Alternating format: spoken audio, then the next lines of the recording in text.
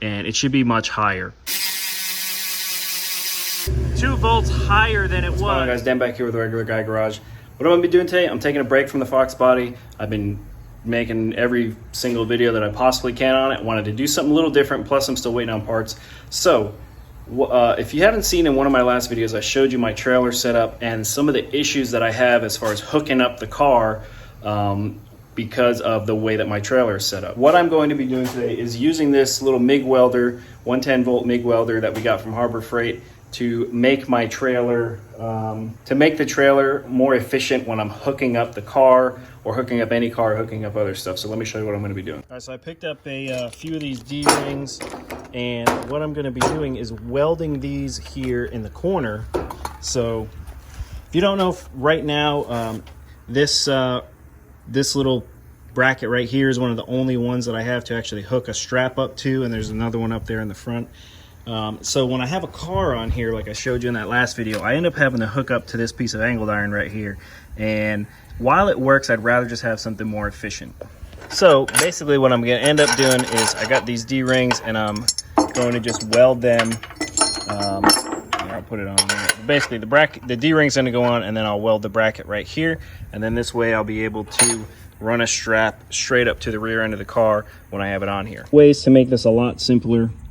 So first thing you're going to do is get a wire wheel, wire brush, prep this steel. Basically I got all of the paint off, or as much as I can, more than enough to get this thing welded on. And then I got one of these little, this is a magnet, so I don't have to sit there and hold this D-ring with my hand.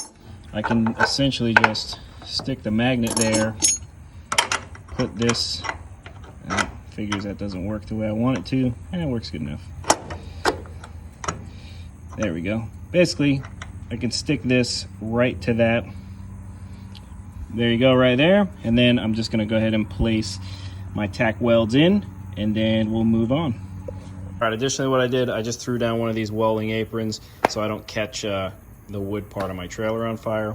And now I'm gonna go ahead and place a few tack welds.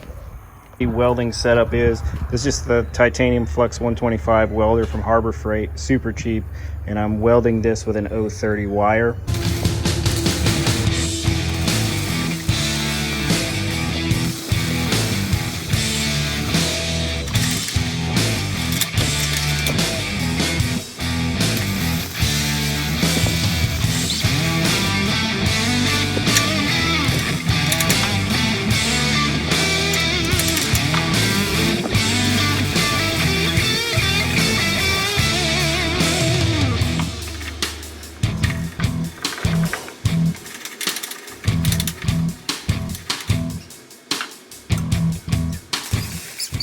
All right, so essentially this is what the finished product looks like for this side.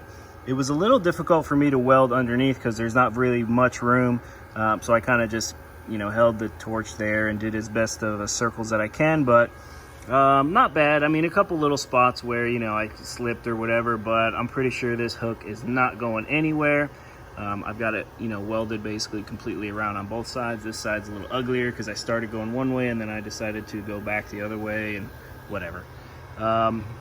Anyway, gonna paint these up, go ahead and do the rest of them, and then we're gonna weld that winch on and get it off this wooden deck.